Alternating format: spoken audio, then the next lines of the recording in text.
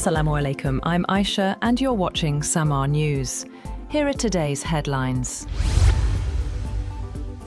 US President Donald Trump has told aides he is willing to end the military campaign against Iran even if the Strait of Hormuz remains largely closed, and leave a complex operation to reopen it for a later date. The Wall Street Journal reported that in recent days, Trump and his aides assessed that a mission to pry open the choke point would push the conflict beyond his timeline of 4 to 6 weeks. He decided that the US should achieve its main goals of hobbling Iran's Navy and its missile stocks and wind down current hostilities while pressuring Tehran diplomatically to resume the free flow of trade.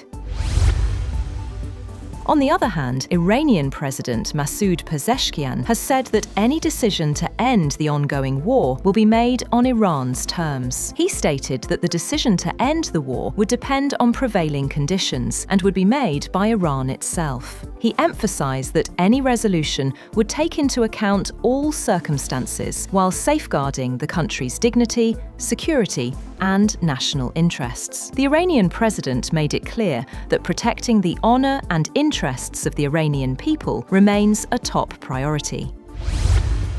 Meanwhile, thousands of soldiers from the US Army's elite 82nd Airborne Division have started arriving in the Middle East as Trump weighs his next steps in the war against Iran. 2 US officials told Reuters that the paratroopers, based out of Fort Bragg, North Carolina, add to the thousands of additional sailors, Marines, and Special Operations Forces sent to the region. Over the weekend, about 2,500 Marines arrived in the Middle East. Iran's Foreign Ministry spokesperson Esmail Baghai has denied any direct negotiations with the United States, calling Washington's demands excessive and unrealistic. The remarks contradict statements by President Trump, who has said talks are taking place both directly and indirectly.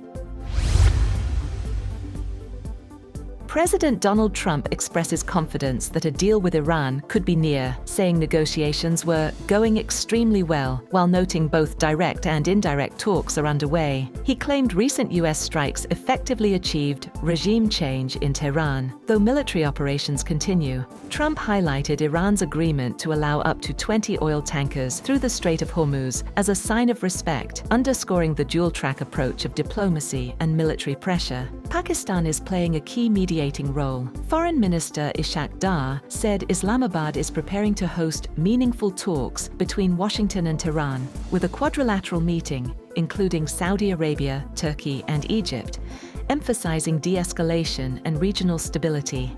Iran, however, warned the US against humiliation and threatened strong retaliation if ground troops were deployed, signaling continued tension despite diplomatic efforts.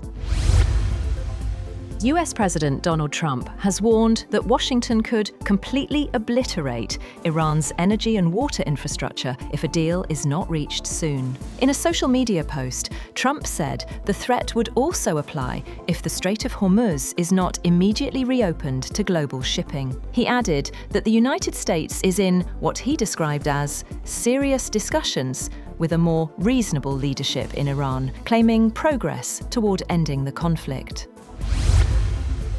Meanwhile, the White House says President Donald Trump is considering asking Arab countries to help cover the cost of the Iran war. Press Secretary Caroline Leavitt says the idea is under discussion as Washington continues negotiations with Tehran. She added that Iran's public stance differs from private messages, with talks were described as ongoing and constructive.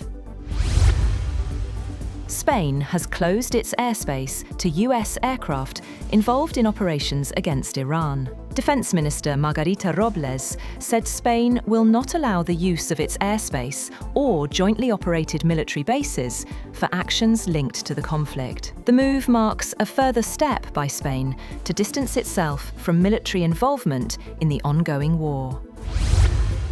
That's all for now. For more updates, visit www.samaa.tv. Thank you for watching Samaa News.